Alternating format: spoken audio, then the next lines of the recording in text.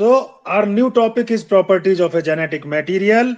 ये कुछ प्रॉपर्टी जो आपको बिल्कुल अपने दिमाग के अंदर फिट करके रखनी है वो है क्या? Number 1, it should be able to generate its replica, मतलब अपने जैसी पैदा कर सके. It should be able to generate its replica. Replica इसका क्या मतलब होता है? शुड बी सेल्फ रेप्लिकेटिंग, यानी इनमें रिप्लिकेशन हो रहा हो. अगर किसी में रिप्लिकेशन होता है तो वो जेनेटिक मटेरियल है. ध्यान रखोगे ये वाली बात. दूसरी, केमिकली और स्ट्रक्चरली स्टेबल होना चाहिए, ये ना कि वो जल्दी खत्म हो जाए. तो it should B chemically and structurally कैसा होना चाहिए? स्टेबल. दूसरी प्रॉपर्टी. अगर ये दोनों प्रॉपर्टी हैं तो वो जेनेटिक मटेरियल है. समझे? तीसरी, कि इसमें ऐसा स्कोप होना चाहिए कि छोटे मोटे बदलाव हो जाए. देखो कोई प्रोटीन है, प्रोटीन में कोई बदलाव करना चाह रही है नेचर, और प्रोटीन कह दे हम नहीं होने देंगे, I am not liable to small and minor changes. अरे जब चेंज नहीं होंगे तो म्यूटेशन हो जाएगा क्या? बोलो बच्चों. No sir. जब म्यूटेशन नहीं होगा तो एवोल्यूशन हो जाएगा क्या? No sir.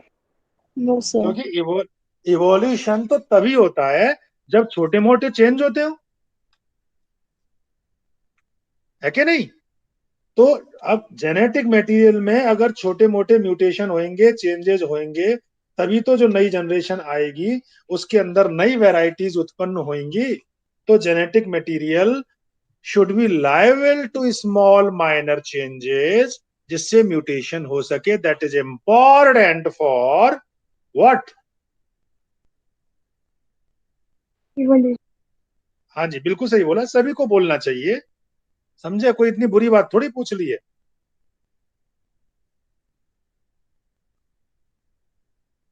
एक और प्रॉपर्टी, जेनेटिक मटेरियल को मेंडल्स के रूल फॉलो करने पड़ते हैं, लेकिन पहले मैं आपको ये तीसरी वाली प्रॉपर्टी का जिक्र कर रहा हूं.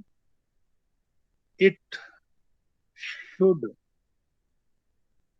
B liable, LIABLE,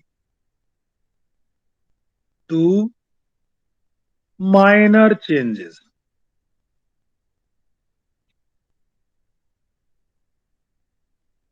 minor changes हम कह सकते हैं स्लो चेंजेस, जो धीरे धीरे होते हैं, जिन्हें हम क्या कहते हैं? Mutation. That are required for, किस लिए?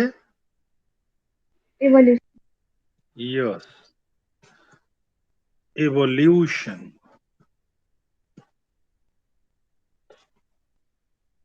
और एक और जो खास प्रॉपर्टी होनी चाहिए, it should be able to express itself in the form of Mendelian character. यानी मेंडल के जो नियम थे, डोमिनेंट वाला, सेग्रीगेशन वाला, इंडिपेंडेंट असॉर्टमेंट वाला, YYRRTT, याद आ रहा है? उनको ये फॉलो करे. It should be able to express itself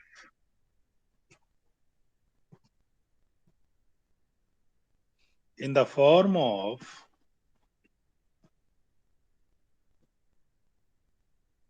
Mendelian character.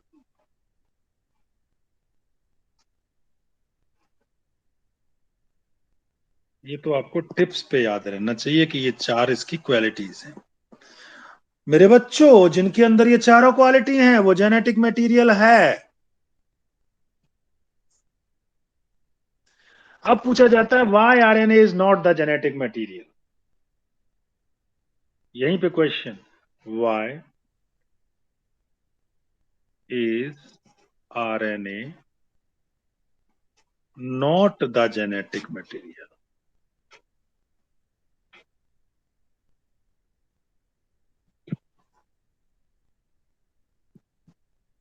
कुछ तो गड़बड़ रही होगी। लीजिए गड़बड़ी देख लेते हैं। पहला पॉइंट, एक पॉइंट नहीं है इसमें, बहुत सारे point. It is very reactive.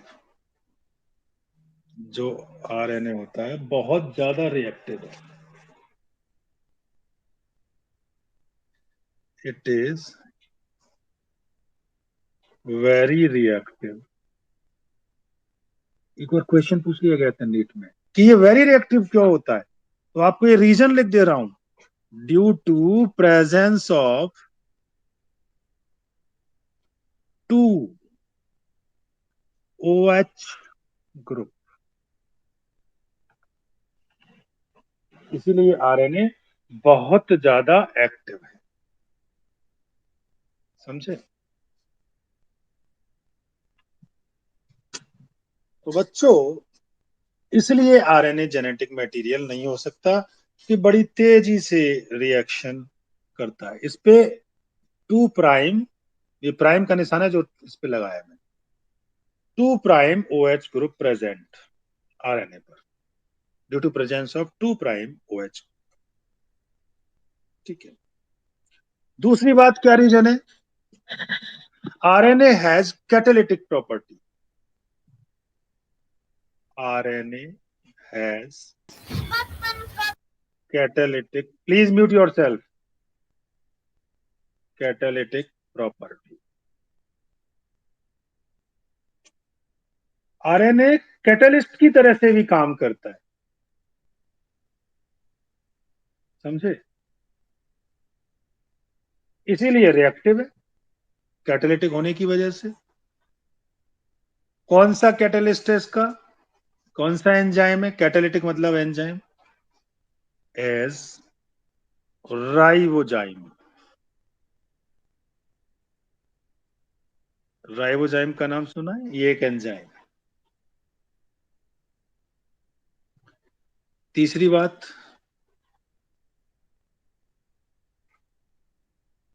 RNA की ही बात चल रही है क्योंकि आरएनए वर्सेस डीएनए की कहानी है। तो मैंने बताया आरएनए के अंदर 2 प्राइम OH ग्रुप प्रेजेंट होता है हर न्यूक्लियोटाइड पर, इसीलिए रिएक्टिव ग्रुप होने की वजह से makes RNA labile and easily degradable. RNA is also now known to be catalytic, hence reactive, more reactive. समझे? तीसरी बात, डीएनए जो था वो केमिकली लेस रिएक्टिव था, ये ज्यादा रिएक्टिव है। आरएनए में प्रेजेंस होता है यूरेसिल का और डीएनए में होता है टी का। ये वाली बात तो आप जानते हैं, यस और Yes, नो? sir. ये वाली बात भी नोट कर लीजिए। प्रेजेंस ऑफ यूरेसिल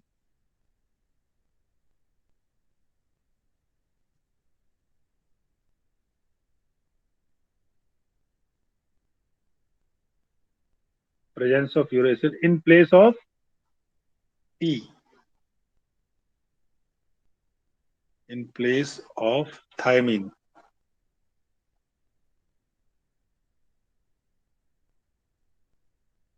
ठीक है।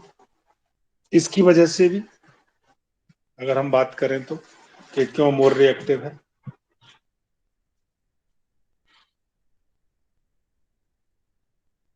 थायमीन की स्पेलिंग सेट कर दूं, कुछ गड़बड़ लग रही है मुझे। लीजिए।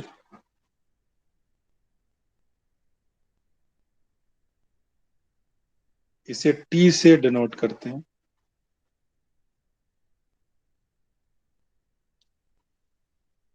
इसकी वजह से मेक्स इट मोर रिएक्टिव, ज्यादा रिएक्टिव हो जाता है। Makes it more reactive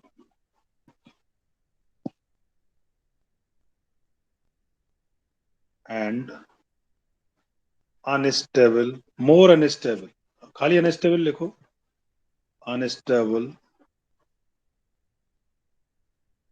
than DNA. DNA तो स्टेबल है ना? बात समझ में आ गई? तो फिर क्वेश्चन आता है, चलो हम मान लेते हैं कि ये नहीं होना चाहिए। अरे तो भाई उसमें क्या प्रॉब्लम थी प्रोटीन में, उसे तो मान लेते। तो why is protein not a genetic material?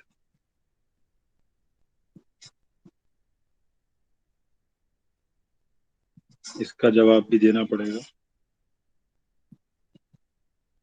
Protein क्यों नहीं है? पहली बात, प्रोटीन इसलिए नहीं है क्योंकि protein can not be self replicate. बात समझ में आ गई? पहला ही पॉइंट कैंसिल हो गया। दूसरी बात, प्रोटीन इज नॉट स्टेबल, बिल्कुल स्टेबल नहीं है। एंजाइम सारे खत्म नहीं हो जाते हमारी बॉडी के 40 डिग्री से ऊपर पे, कॉमा एक्सट्रीमली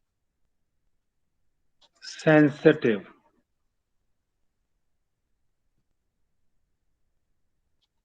टू टेम्परेचर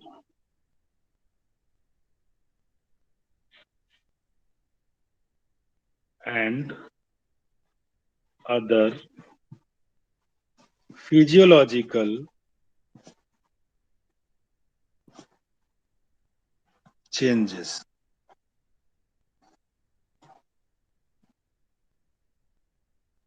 जैसे जैसे हीट बढ़ाएं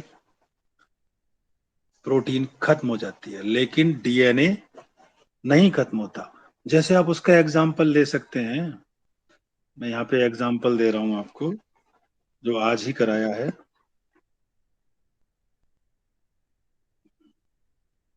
जब हीट किल्ड करते हैं बैक्टीरिया को, इन heat killed bacteria, bacteria, DNA मर गया था क्या? ऑल प्रोटीन वॉज डीनेचर्ड, खत्म हो गई थी। बट डीएनए नहीं खत्म हुआ था, तभी तो वो ट्रांसफर हो गया, ट्रांसफॉर्मिंग प्रिंसिपल जो बना था। बात समझ में आ गई? गुड। रीनेचर, वो दोबारा से रीनेचर हो गया। इट्स, जो स्ट्रैंड पहले टूट गए थे, बाद में क्या हो गए? Zipped back. जब गर्म किया, जैसे ये डीएनए है, तो इसके स्ट्रैंड अलग अलग टूट गए, ठंडा हो गए तो ये स्ट्रैंड बाद में जुड़ गए, जिप्ड बैक। बात समझ में आ गई?